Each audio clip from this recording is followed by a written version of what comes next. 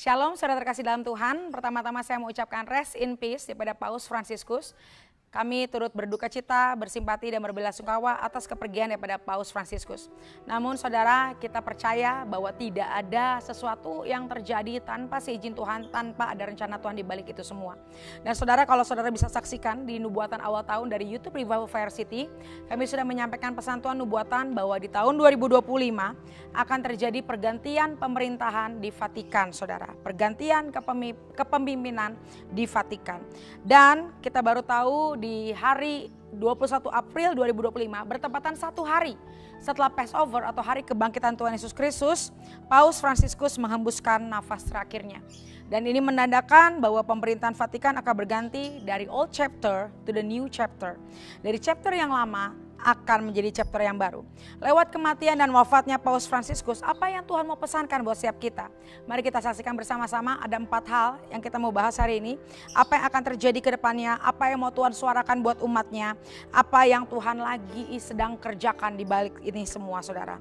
Maka Tuhan katakan, Holy Spirit will be back to the first church. Roh Kudus akan kembali ke gereja yang mula-mula. Tuhan akan memilih pengganti daripada Paus Fransiskus adalah seorang paus yang bukan hanya berpikiran progresif, tapi Holy Spirit minded. Paus yang baru yang dipilih oleh Tuhan, dia akan diurapi menjadi paus yang akan siap membuka pintu-pintu lama itu yang selama ini tertutup. Dan ketika pintu-pintu itu terbuka, ketika pintu-pintu kuno itu yang dulu ditutup oleh gereja Katolik selama bertahun-tahun yang lalu, ketika waktu itu terbuka, waktu ini yang baru ini terbuka, maka Roh Kudus akan kembali masuk dalam gereja Katolik. Gereja Katolik bukan hanya mempercayai adanya Roh Kudus, tapi mereka mulai bergerak dalam karunia-karunia Roh Kudus. Dan mereka akan mulai mengaktifasikan setiap karunia-karunia Roh Kudus dalam gereja mereka. Karena Tuhan tidak pernah melupakan kantong anggur yang lama. Tuhan akan memperbaharui, Tuhan akan meminyaki, Tuhan akan mengurapi gereja Katolik. Dan Tuhan katakan gereja akan kembali memiliki semangat kembali, semangat yang berapi-api, semangat yang berkobar-kobar seperti gereja yang mula-mula. Dan Tuhan katakan poin yang kedua, Tuhan akan memberikan satu babak baru untuk gereja Katolik. Yang Tuhan katakan bahwa Tuhan sedang mengangkat, Tuhan sedang memakai para wanita di gereja Katolik.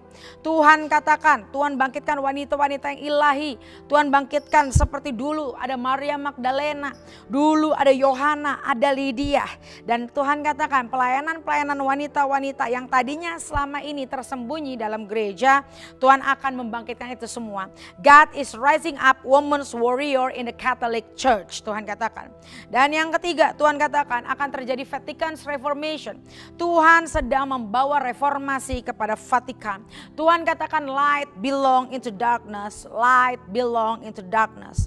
Tuhan katakan paus yang nanti yang akan menggantikan daripada Paus Fransiskus adalah paus yang akan membawa reformasi, yang akan membawa reformasi gereja seperti di abad-abad yang lalu. Tuhan katakan setiap korupsi dan kolusi di dalam gereja Katolik akan Tuhan bongkar.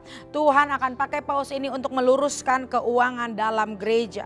Tuhan katakan keuangan yang bukan dipakai untuk kemuliaan Tuhan akan Tuhan bongkar.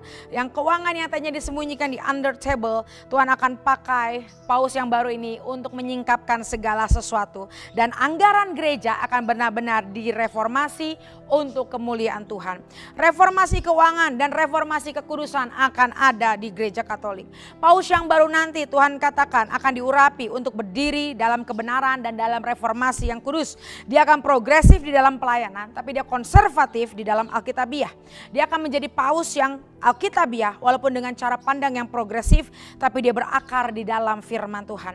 Dan berikutnya yang terakhir adalah Tuhan katakan paus yang baru ini, paus ini akan menjadi bridge atau jembatan, Tuhan katakan. Sehingga ketika kita berdoa, Vatikan itu seperti keluar jembatan-jembatan. Tuhan katakan Vatikan itu akan menjadi jembatan bagi bangsa-bangsa.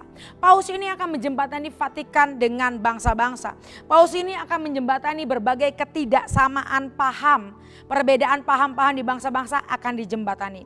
Berbagai macam perbedaan sudut pandang daripada pemimpin-pemimpin bangsa akan dijembatani. Perbedaan paham ekonomi pemimpin bangsa akan dijembatani. Dan Tuhan akan memberikan tugas bahwa paus ini akan menjembatani bangsa-bangsa, pemimpin-pemimpin daripada negara-negara lain. Barat dan timur akan dia jembatani.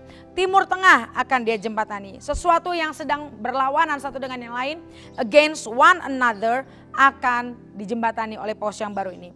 Sehingga Tuhan katakan Vatikan akan dikenal sebagai jembatan perdamaian dengan paus yang baru nanti. Vatikan akan dikenal sebagai jembatan yang membawa rekonsiliasi, kedamaian. Dan itu adalah 4 poin yang Tuhan nyatakan buat setiap kita saudara. Karena kita tahu revival akan terjadi, Roh Kudus sedang berhembus atas gereja Katolik dan juga gereja-gereja. Oleh karena itu, kalau saudara menonton daripada YouTube ini, supaya banyak orang bisa mendengar dan setiap kita mendoakan, saling mendukung, mempersiapkan revival yang dahsyat terjadi untuk gereja Katolik dan gereja-gereja. Supaya kita sama-sama bisa berdoa untuk menantikan era yang baru untuk gereja Katolik, di mana terjadi ada reformasi Roh Kudus kembali di gereja Katolik. In Jesus name, haleluya. Amin. Akhir kata, saya Rara Siahaan, The Reveal Lady, mengakhiri video ini dengan satu kata, tuntas.